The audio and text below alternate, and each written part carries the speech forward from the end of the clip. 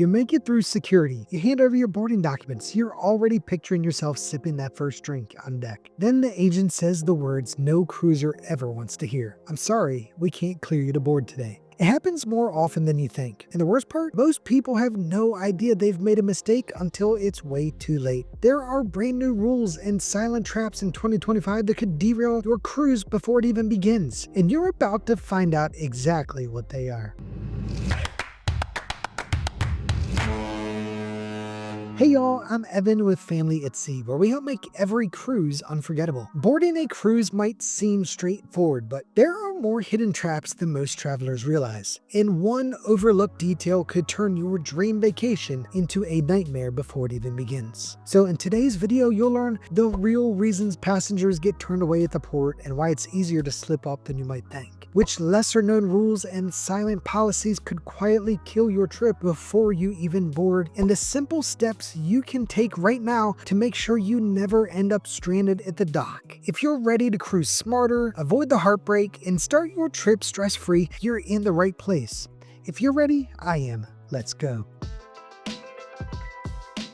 Let's kick things off with a new policy that's already catching a lot of cruisers off guard. Carnival recently announced they've started permanently banning passengers if they catch you sneaking alcohol on board. And I'm not just talking about getting caught at security either. Even if you post about it later, showing off your secret stash on TikTok, bragging in a Facebook group, whatever it is, they have teams that actively monitor social media looking for it. And if they find it, they'll retroactively blacklist you and cancel any cruises you already have booked.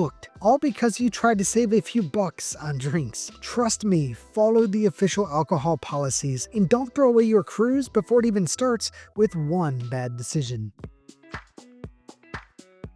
Visas and travel authorizations are becoming a much bigger deal for cruisers, and if you miss one, it can wreck your entire trip before it even starts. These days, it's not just about having a passport. Depending on where you're sailing, you might need to apply for special approvals before you even leave home. If you're visiting the United Kingdom, you'll need an ETA, which is an electronic travel authorization, even for short stops or flight layovers. If your cruise is visiting countries in the Schengen zone like Italy, Spain, France, or Greece, you'll soon need an ETIAS approval to get in. And if you're from outside the US visiting a Caribbean or Alaskan cruise, you'll need an ESTA authorization. Fortunately, all of these are easy to apply for online, only cost a few bucks, and once you're approved, you're typically covered for multiple years of travel. But here's the bottom line. If you don't have the right authorization, you won't be allowed to board. And don't assume your cruise line or airline will catch this for you. That's why I always book through Cruises It. A good travel agent isn't there just to make the booking. They also ensure there's nothing that could mess up your travel or stop you from boarding. Cruise rules and entry requirements are constantly changing, and a great agent stays on top of it all, so don't get caught off guard. And the best part, they're not just there to keep you out of trouble, they know how to get you the good stuff too. We're talking about free onboard credit, better rates, and extra perks that most people don't even know exist. And with their low price guarantee, I can rest easy knowing I'm getting the best price out there. It's like they know a guy who knows a guy who once saved $500 just by booking on a Tuesday. Total legend, that Tony. If you want someone who actually has your back, click the link in the description. If you prefer to book on your own, or call the number on the screen and tell them Evan from Family at Sea sent you. You'll be glad you did.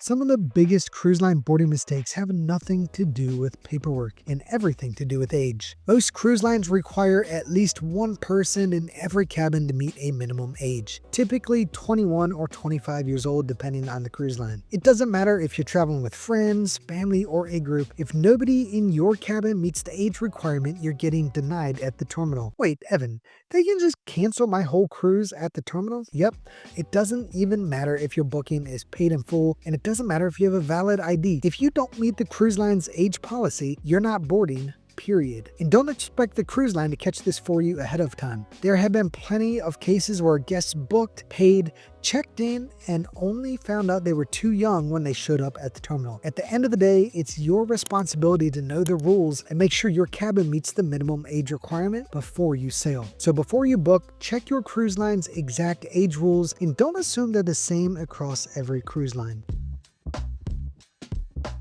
If you're cruising with kids or teenagers, don't assume that a birth certificate and a student ID will automatically be enough to get them on board. Some cruise lines require a government-issued photo ID even for minors, depending on the itinerary. And even if the rules say a birth certificate is fine for cruises that start and end at the same US port, there have been plenty of cases where families got denied because the paperwork didn't match or the ID wasn't considered official enough. And here's something a lot of people miss. You need the original or a certified copy of the birth certificate with a raised seal or official stamp. A photocopy or a scan or one of those souvenir hospital certificates won't cut it. You'll be turned away at the terminal if that's all you have. If a child is traveling without one or both parents, like going with a grandparent, aunt, uncle, or family friend, many cruise lines and ports also required a notarized letter of permission from the absent parent or guardian. Without it, even if all their documents are perfect, the cruise line can still deny boarding. So here's the smart move. Bring the original birth certificate with the raised seal, a government-issued photo ID if they have one, and a notarized permission letter if needed. It's one of those things you hope you never get asked for, but if you don't have it and they ask, your cruise is over before it even starts.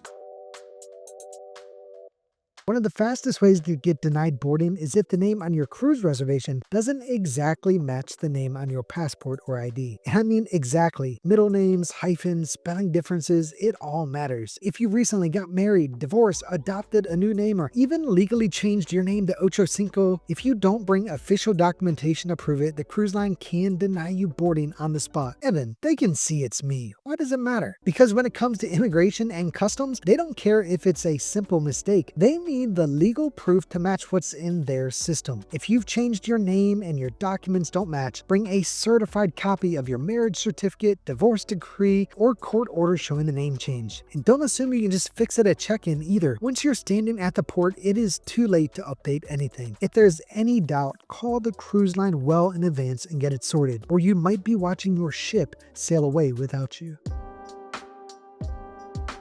Now, most cruisers know you need a valid passport for international sailings, but a lot of people don't realize that valid doesn't just mean not expired. Some cruise lines and countries require your passport to be valid for at least 6 months beyond the end of your cruise. And they don't always tell you that clearly when you book either. If your passport expires within 6 months of your return date, they can deny you boarding even if it's technically still active during the cruise itself. And it gets even worse if you need a visa for one of your ports. Some countries won't even issue a visa if your passport is close to expiring. So here's the bottom line. When you're planning your cruise, check your passport's expiration date, and if it's less than 6 months after your final travel date, renew it before you go. Because once you show up at the terminal, if they spot it, there's nothing you can do but wave goodbye to the ship.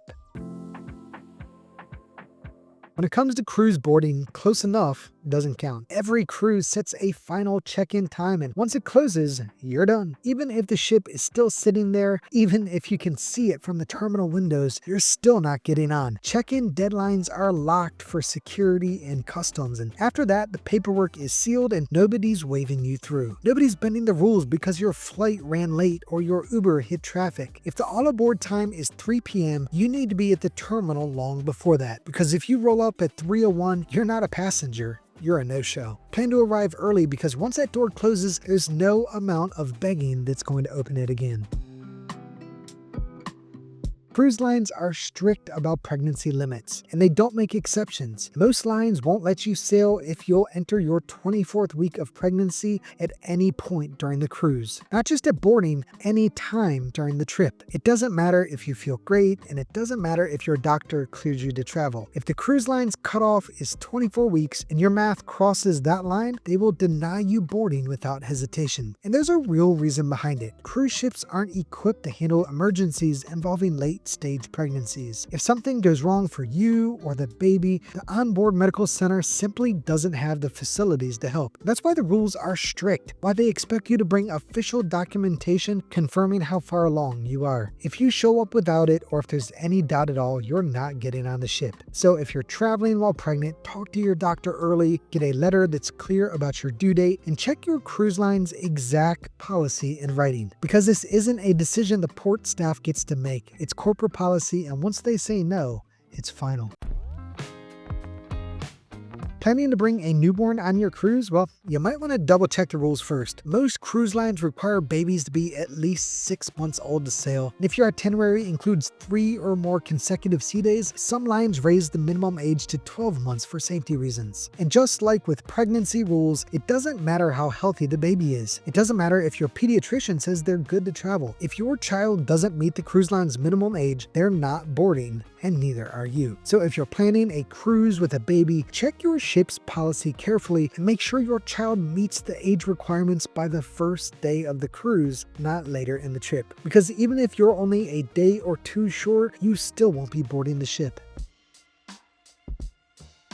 If you have a criminal record, even from years ago, you could be denied boarding without warning. It's not just about getting on the ship, it's about whether the countries on your itinerary will even let you in. Places like Canada, Australia, New Zealand, and parts of Europe can turn travelers away at the port if they spot certain convictions, even old ones. And if you can't legally enter a country on the itinerary, the cruise line has every right to cancel your boarding. But Evan, if I already paid for the cruise, they can't just deny me, right? Wrong. They can absolutely deny you, and in most cases, you won't get a refund either. So if you have anything on your record, even something you think is minor, check with the cruise line and with immigration rules for the countries you're visiting. Some charges can be waived ahead of time if you apply for special permission, but you have to do it early, because once you're standing at the port, it's too late to fix it. Now that you know how to avoid the biggest mistakes that can kill your cruise before it ever starts, you're already way ahead of most cruisers. Most people don't even realize how easy it is to get denied boarding until it's too late. They think they're ready, passport in hand, boarding pass printed, without even realizing that one small mistake could end their trip before it ever begins. But not you, not anymore. You know exactly how to step onto the ship the right way, and how to make sure you're not the one left waving goodbye from the pier. But the bad news is the dangers don't stop once you board. Cruise scams are everywhere, at ports, in taxis, in shops, and if you're not careful, you could end up spending way more than you need to, or losing your money completely. The good news, I'm going to show you exactly how to spot them and how to cruise smarter,